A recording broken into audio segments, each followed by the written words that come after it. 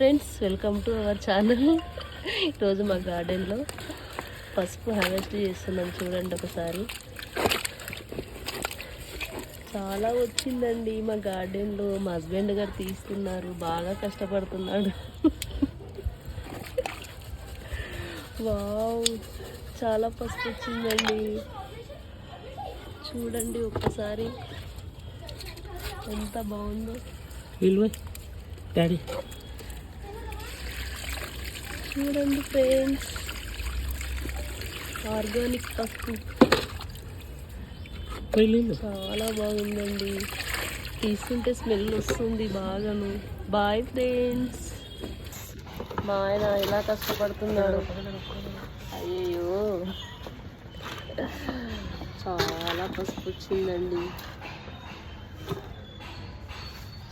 చూడండి ఒక్కసారి.